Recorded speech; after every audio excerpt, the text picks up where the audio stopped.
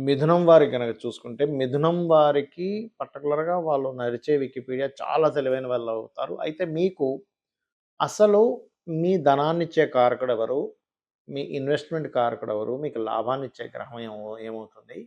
మీ యొక్క నిర్ణయాలు తీసుకునేటువంటి గ్రహం ఏమవుతుంది? ఆలోచన గ్రహం ఏమవుతుంది? అనే విషయాలు మనం తెలుసుకుందాం. అయితే దీనివల్లే మీరు లైఫ్‌లో ఇన్వెస్ట్‌మెంట్స్ వల్ల బాగా గ్రో అవుతారు.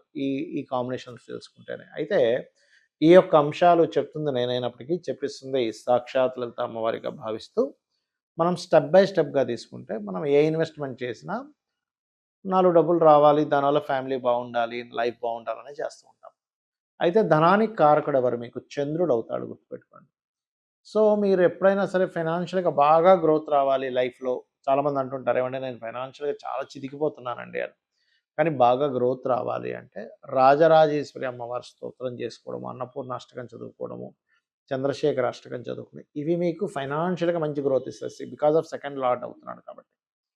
అయితే ఇక్కడ మనము ఏదైనా ఒక ఇన్వెస్ట్‌మెంట్ చేసేటప్పుడు అది గోల్డ్ అనుకోండి, సిల్వర్ అనుకోండి, ఆయిల్ అనుకోండి, షేర్ మార్కెట్ అనుకోండి ఏదైనా గాని మీకు ఆలోచన కారకుడు పర్ఫెక్ట్ టైమింగ్ అంటే ఇప్పుడు నేను ఇన్వెస్ట్‌మెంట్ చేయాలి అని అనిపించేలాగా ఇస్తాడు. ఎవరవుతారు అంటే శుక్రుడవుతాడు మీకు పంచమాధిపతి. అందుకని సహజంగా మీకు రెగ్యులర్‌గా మీ లైఫ్ లాంగ్ చేసుకోవాల్సిన దేవతారాధన కూడా పంచమాధిపతినే తీసుకోవాలి. మంత్రం కానీ ఏదైనా గాని. సో, ఇక్కడ మీరేం చేయాలి అమ్మవారి ఆరాధన మీరు ఎంత చేస్తూ ఉంటే మీరు ఫైనాన్షియల్‌గా అంత గ్రోత్ ఉంటుంది గుర్తుపెట్టుకోండి. రైట్. ఇక లాభాధిపతి. లాభాధిపతి ఆయనే అవుతాడు. మీ పూర్వజన్మ కర్మను కంట్రోల్ చేసేవాడు కూడా కుజుడే అవుతాడు గుర్తుపెట్టుకోండి. అందుకనేంటి ఆవేశపూరితంగా ఎప్పుడైతే మీరు డెసిషన్స్ తీసుకుంటారో, ఆవేశమైనటువంటి డెసిషన్స్ మీకు ఇబ్బందినిస్తుంది. అంటే మీ పూర్వజన్మ కర్మంతా కూడా దేనితో లింకప్ అయి ఉంటుంది? గొడవలు, ఆవేశపూరితమైనటువంటి విషయాల వల్ల. అగ్రెసివ్‌గా ఏదో సడన్ వాడు కొన్నాడు కదా! నేను కొనేస్తానని కొనడం. ఇలాంటివి మీకు కంప్లీట్ రాంగ్ డెసిషన్స్ తీసుకెళ్ళడం జరుగుతది. కాబట్టి మీరేం చేయాలి? మీకు ఏదో అప్పులు చేసి మరి లాభాలొస్తాయని చేశానండి అంటూ ఉంటారు చాలామంది. అప్పుడు మీరు చేయవలసిందేంటంటే గోవులకి క్యారట్స్ తినిపిస్తూ ఉండాలి. మీరెంత గోవులకి క్యారట్స్ తినిపిస్తూ ఉంటే లాభమొస్తుందని ఏదో చేసి ఇరుక్కోవడం, అప్పుల పాలవ్వకుండా ఉంటూ ఉంటారు. అలాగే గోవులకు తీపి చపాతీలు గనక పెడుతూ ఉంటే రాంగ్ డెసిషన్స్ లేదా బొబ్బర్లు దానంగా ఇవ్వడం పురోహితులకు ఇస్తూ ఉంటే ఇన్వెస్ట్‌మెంట్ అనేది బ్లాక్ అవ్వకుండా ఉంటుంది. దీంతో పాటు మీ యొక్క లగ్నం నుంచి 12వ స్థానంలో అంటే మీకు మిథునం కాబట్టి 12లో వృషభ రాశిలో ఏ గ్రహం ఉందో చూసుకోండి. ఆ గ్రహం మంచి గ్రహం అయితే మంచిదే. కానీ ఏదైనా పాపగ్రహాలు ఉంటే గనక దానికి దానం ఇవ్వండి. ఖచ్చితంగా మీరు చేసేటువంటి ఇన్వెస్ట్‌మెంట్స్‌లో ఇబ్బంది కలగకుండా మీకు ఉంటుంది. అయితే ఇక్కడ చాలామందికి అసలు దాన్ని ఎట్లా ఎంపిక చేసుకోవాలనేటువంటి సంశయం ఉంటుంది. ఫస్ట్ ఆఫ్ ఆల్ ఏంటంటే మనం చూద్దాం అసలు ఏ సెక్టార్స్‌లో మనం ఇన్వెస్ట్‌మెంట్స్ జరుగుతాయి. ఒకటి భూమి మీద, 2 ఆయిల్స్ మీద, 3 షేర్ మార్కెట్ మీద. ఈ ఖనిజాల్లో అంటే ఈ యొక్క లోహాల్లో వీటిలో చూసుకుంటే గోల్డు, సిల్వరు ఆహ్, లేకపోతే మనకి బ్రాస్ అనుకోండి, లేకపోతే కాపర్ అనుకోండి, ఐరన్ అనుకోండి ఇవన్నీ కూడా ఇన్వెస్ట్‌మెంట్స్ రైట్. స్టెప్ బై స్టెప్‌గా నేను మీకు ఎక్స్‌ప్లెయిన్ చేస్తాను. అసలు ఎప్పుడు ఇన్వెస్ట్‌మెంట్ చేయాలి, ఎలాంటి విషయాలు ఇన్వెస్ట్‌మెంట్ చేయాలనేటువంటిది. పాయింట్ నంబర్ 1 మీ పర్సనల్ చార్ట్‌లో 12వ అధిపతి అని ఉంటాడు గుర్తుపెట్టుకోండి. 12థ్ లార్డ్ అంటే ఖర్చులకి కారకుడు, ఇన్వెస్ట్‌మెంట్స్‌కి కారకుడు. ఆ ఖర్చుల స్థానం ఎక్కువగా మీకేదైనా ఇబ్బందిస్తుందా? అంటే ఏంటి మీ యొక్క మహాదశల్లో 12వ స్థానము, 3వ స్థానము, 6వ స్థానము, అష్టమ స్థానము, మళ్ళీ 6వ స్థానము, అష్టమ స్థానం గనక విపరీత రాజయోగాలు, నీచభంగ రాజయోగాలు ఉంటే దట్ ఈస్ డిఫరెంట్ కేస్. ఇక్కడ ఎగ్జామ్షన్ ఏంటంటే విపరీత రాజయోగాలు, నీచభంగ రాజయోగాలు ఉన్నప్పుడు ఆటోమేటిక్‌గా మీకు కలిసొస్తుంది. రైట్. అవేవీ కాకుండా 12, 3, 6 ఇస్తున్నటువంటి మహాదశలు, అంతర్దశలు మీ జన్మజాతకంలో ఏదైనా నడుస్తున్నాయి అంటే, ఆ టైంలో మీరు ఎట్టి పరిస్థితుల్లో ఇన్వెస్ట్‌మెంట్స్ చెయ్యకూడదు. ఇది పాయింట్ నంబర్ 1. మహాదశలు, అంతర్దశలు, ప్రత్యంతర్దశలు ఏదైనా కానీ. రెండో పాయింట్ ఏంటంటే, ఈ స్థానాల మీదకి ఏదైనా పాపగ్రహ సంచారం జరుగుతుందా? Is also most important. అంటే కేతువు గాని, శని గాని, నీచబడిన గ్రహం గాని అక్కడికొచ్చినప్పుడు మీరు చేసే ఇన్వెస్ట్‌మెంట్ డమ్మీ ఇన్వెస్ట్‌మెంట్ అయిపోతుంది. కొంతమంది చూడండి, అయ్యో! అతను 90,000 ఉన్నప్పుడు పెట్టాడటండి. ఇప్పుడు లక్ష 1,50,000, 1,80,000 అయిపోయింది. భలే వచ్చిందని మనం పెట్టేసరికి అప్పుడు తగ్గుతది.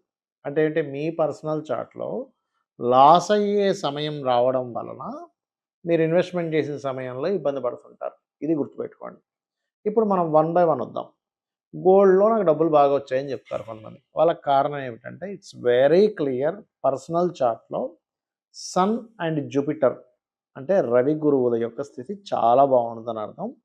వాళ్ళకి ధనయోగాలు కూడా రవి గురువుల వల్లే వస్తుంది అక్కడ. రైట్? ఇది గుర్తుపెట్టుకోండి. మీకు రవి మహర్దశ, గురు మహర్దశ నడుస్తూ ఆ మహాదశలు బాగున్నాయి, అవి లాభాన్ని ఇస్తున్నాయి, ధనాన్ని ఇస్తున్నాయి అన్నప్పుడు ఖచ్చితంగా బాగుంటుందని అర్థం. రైట్. ఇక రెండవది సిల్వర్ మీద పెట్టామండి బాగా డబ్బులు వచ్చాయంటారు. అప్పుడు చంద్రుడు బాగున్నాడని అర్థం. ఇది బాగా గుర్తుపెట్టుకోండి. ఇక మూడవది నేను కాపర్ కొన్నానండి. కాపర్ కొనడం నుంచి బాగా డబ్బులొచ్చాయి. లేకపోతే ల్యాండ్ తీసుకున్నాను. అక్కడి నుంచి నా లైఫ్ చాలా అద్భుతంగా ఉందంటారు కొంతమంది.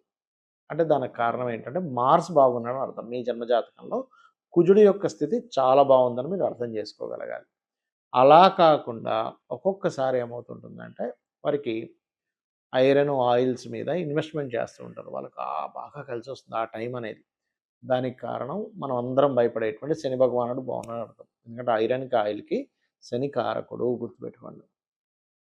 ఇవన్నీ కాదండి నేను షేర్ మార్కెట్‌లో డైలీ ట్రేడింగ్‌లో సంపాదిస్తున్నాను ఒక వ్యక్తి అంటే 99 మంది నేను పోగొట్టుకున్నాం అంటారు. దానికి కారణం ఏమిటంటే 2, 5, 8, 11 కాంబినేషన్ ఉంటూ నీచభంగ రాజయోగము లేదా విపరీత రాజయోగం ఒకటి బాగా ఉందంటే వాళ్ళకి ఖచ్చితంగా షేర్ మార్కెట్‌లో పనికొస్తుంది. అది చాలా రేరెస్ట్ కాంబినేషన్ కాబట్టి మీరు మార్కెట్‌లో ఒక 5 మంది సంపాదించుకుంటే 95 మంది లాస్ అవుతుంటారు. దీనికి చాలా కారణాలున్నాయి. ఒకటి అవేర్‌నెస్ సరిగ్గా లేకపోవడం. అంటే షేర్ మార్కెట్ ఏంటో తెలియకుండా ఇన్వెస్ట్‌మెంట్ చేయడము. అసలు వాళ్ళ జన్మజాతకంలో దీనివల్ల డబ్బులొస్తాయి రావో తెలుసుకోకుండా ఇన్వెస్ట్‌మెంట్ చేయడాలు. ఇంకోటి వాళ్ళకి లాస్ అయ్యే సమయాల్లో షేర్ మార్కెట్ మూలంగానే ధనం పోతుందనే జాతకం అని తెలియకుండా ఇన్వెస్ట్‌మెంట్ చేయడం. ఇది ముఖ్యమైనటువంటి కారణాలు. అయితే ఇక్కడ మీరు ఏ ఇన్వెస్ట్‌మెంట్ అయినా సరే మీరు ఎందులో అయినా సరే మీకు బాగుండాల్సిందేంటి పంచమ స్థానం బాగుండాలి. పంచమం అంటే ఇంట్యూషన్, తెలివితేటలు, ఆలోచన, దాని మీద జ్ఞానాన్ని పెంచుకోవడము, నిర్ణయం తీసుకోవడము ఇవన్నీ కూడా పంచమంలో ఉంటాయి. అందుకని మీరేం చేయండి, మీ లగ్నం నుంచి అంటే మేషం నుంచి మీనం వరకు తీసుకుంటే మీ పంచమాధిపతి ఎవరో తెలుసుకొని, ఆ యొక్క గ్రహానికి, ఆ యొక్క దేవత, ఆ యొక్క గ్రహ అధిష్టాన దేవతకి మీరెప్పుడూ చాంటింగ్ చేసుకుంటూ ఉండాలి. దీనివల్ల ఏమవుతుందంటే మీకు ఎన్నో ఆలోచనలు రావచ్చు. కానీ వచ్చిన ఆలోచనల్లో ఎక్కడ ఏ స్టెప్ తీసుకోవాలి అనేటువంటిది ప్రధానంగా మీకు అర్థమవుతూ ఉంటుంది. గుర్తుపెట్టుకోండి. ఇందులో ప్రధానంగా ఇప్పుడు మేషం వారికి పంచమంలో కేతువు ఉన్నాడు. సో, పంచమాధిపతి ఒక ఎత్తైతే గోచారంలో వచ్చేటువంటి గ్రహాన్ని అధిష్టాన దేవతకి చేసుకోవాలి. అంటే ఏంటి? కేతువు ఉన్నాడు కాబట్టి కేతువుకి అధిష్టాన దేవత గణపతి. ఉదాహరణకి మీకిప్పుడు మీరు చూసుకుంటే గనక తులవారికి పంచమంలో రాహు ఉన్నాడు. అంటే రాహుకి అధిష్టాన దేవత ఎవరు? అంటే దుర్గాదేవి. అదే వృశ్చికం వారికి తీసుకుంటే పంచమంలో శని ఉన్నాడు. కాబట్టి ఏంటి? కాలభైరవుడిని చేసుకుంటూ ఉండాలి. అలా అసలు ఎవరున్నారు? ఇప్పుడు ఉదాహరణకి కుంభం వారున్నారు. కుంభానికి పంచమ స్థానాధిపతి బుధుడు గాని, పంచమంలో గురువు ఉన్నాడు కాబట్టి, దక్షిణామూర్తి యొక్క ఆరాధన గనక చేస్తూ ఉండడము, దత్తాత్రేయుడిని స్మరించడం, ఓం దిగంబర దిగంబర శ్రీ పాదవల్లభ దిగంబర అనుకుంటూ ఉంటే, మీ పంచమం అంటే ఆలోచనా స్థానం రాంగ్ రూట్‌లో వెళ్ళకుండా మిమ్మల్ని కాపాడుతుంది. కాబట్టి నేను చెప్పేది ఒకటే, మీ పంచమాధిపతి ఎవరు అనే దాని మీద చేయండి. అలా కాదండి మాకు లగ్నాల వైస్‌గా చెప్పండి అంటే మేషం వారికేమో సూర్యుడు, వృషభం వారికేమో బుధుడు.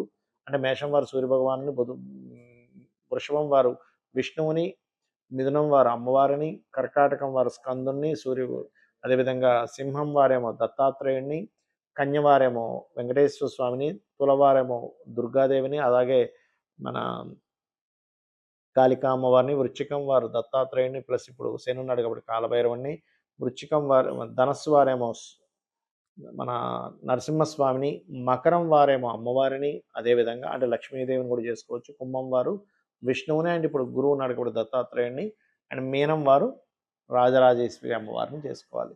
దీనివల్ల ఏమవుతుందంటే ఇప్పుడుండే కండిషన్ ఏదైతే ఉందో గ్రహాలన్నీ పంచగ్రహ కూటములు చిత్ర విచిత్రాలు జరుగుతాయని మనం చెప్పుకున్నాం ఆల్రెడీ చాలాసార్లు. చిత్ర విచిత్రాలు జరగడం కానివ్వండి, రకరకాల అప్ అండ్ డౌన్స్ అవ్వడం కానివ్వండి, వీటన్నిటి నుంచి మీరు రైట్ డెసిషన్ తీసుకోవడానికి రెమెడీ చేసుకోండి. అదేవిధంగా అన్ని రకాల లాభాలు ఉండాలంటే ఓం ఇంద్రగోప పరిక్షిప్త స్మరతోనా భజంగికాయ నమః అని మంత్రం చేయండి. అన్ని విధాలా బాగుంటుంది. శ్రీమాత్రే నమః.